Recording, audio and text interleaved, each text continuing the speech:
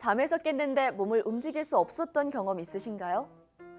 누군가는 귀신이 웃으며 내 몸을 누르고 있었다. 누가 내 귀에 대고 속삭였다 등 다양한 형태의 가위 눌림 경험담을 털어놓는데요. 이런 일 한 번 겪고 나면 쉽게 잠을 청하기 어렵죠.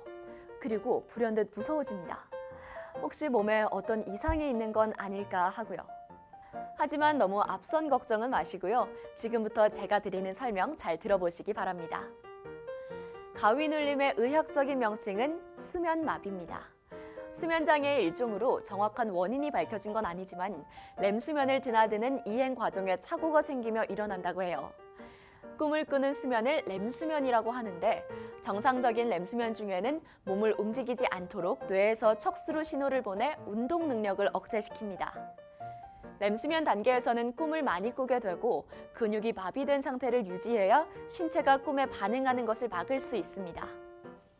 만약 폭력적이거나 공격적인 꿈을 꿀 때 근육을 움직이게 되면 스스로 몸을 다치게 만들 수도 있기 때문에 자는 동안 부상이 발생하는 것을 막기 위해 신체 근육들을 무력화시키는 거죠. 그런데 비정상적으로 렘수면 단계에서 바로 각성이 되면 가위 눌림, 즉 수면 마비가 발생하는데요. 쉽게 말해 의식은 깼지만 잠을 자는 동안 마비된 근육은 아직 깨지 못해서 일시적으로 몸을 움직이지 못하는 상태를 말합니다. 뇌는 깨어나고 있지만 근육이 마비된 상태이기 때문에 잠이 깬 뒤에도 한동안 몸을 움직일 수 없는 거고요. 종종 환청이나 환시 같은 환각을 동반하기도 하죠. 방 안에 유령, 귀신과 같은 존재가 있다고 느껴지거나 소리가 들리고 냄새가 난다고 호소하는 사람들도 있는데요. 이런 증상은 뇌에서 만드는 것이라고 해요. 방에 들어온 침입자나 귀신을 봤다면 뇌가 꿈과 현실을 혼동하며 나타나는 환각 현상 때문일 수 있고 마비되는 체험 자체가 공포심을 자극하며 눈을 뜨면 앞에 뭔가 있을 것 같은 두려움에 대한 무의식이 형상화된 것일 수 있습니다.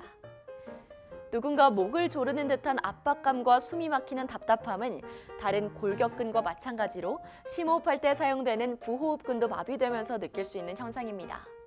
이런 수면마비 증상은 비교적 흔하게 나타납니다. 65%의 사람들이 일생을 살면서 한 번 이상 경험하고 어떤 사람은 평생 단 한 번도 경험하지 못하지만 이건 역시 정상입니다. 또한 일생 한두 번 나타나는 사람이 있는가 하면 빈번하게 경험하기도 하는데요. 수면마비를 유독 자주 겪으면 치료받아야 하는 건 아닌지 걱정되실 거예요. 수면마비 자체가 건강을 위협한다거나 특정 질환을 유발하진 않습니다. 따라서 무조건 치료받아야 하는 건 아니지만 그 종류에 따라 치료가 필요할 수도 있어요. 전문가들에 따르면 수면마비는 크게 세 가지로 분류할 수 있는데요. 첫째는 아침에 깰 때 주로 나타나는 격리형 수면마비. 인구의 20%에서 40%가 평생 한 번은 경험하는 흔한 형상으로 불규칙한 수면 습관 등 수면 주기에 혼란이 생겼을 때 주로 발생하고요. 일반적으로 다른 증상을 동반하진 않고 일시적인 경우가 많기 때문에 치료가 필요하진 않습니다. 두 번째는 기면병의 한 증상으로 나타나는 경우인데요. 기면병은 밤에 충분히 잤는데도 낮에 졸음을 참지 못해 갑자기 수면에 빠지는 병을 말합니다.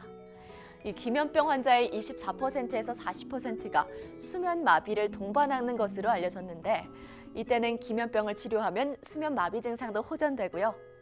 셋째는 유전적 요인에 의해 나타나는 가족형 수면마비가 있는데요. 현재까지 학계에 몇 사례만 보고될 정도로 매우 드물기 때문에 크게 우려하실 필요는 없습니다. 전문가들은 기면병에 동반되거나 가족형 수면마비 증상은 만성화될 수 있어서 이에 해당한다면 수면 클리닉을 방문해 수면 다원 검사, 다중 잠복기 검사 등 정밀 검사를 받고 전문가와 치료 계획을 논의하는 것이 좋다고 강조하는데요. 이 밖에 수면장애, 주간수면 과다증, 근육에 갑자기 힘이 빠지는 탄력 발작, 반복적 두통 등의 증상과 함께 수면 마비가 나타난다면 병원 진료를 받아볼 필요가 있습니다. 이외에 치료가 필요 없는 수면 마비는 수면 습관과 수면의 질 개선을 통해 충분히 해결할 수 있는데요. 가위 눌림이 문제가 되는 것은 대부분 으스스한 공포 경험담 때문일 겁니다.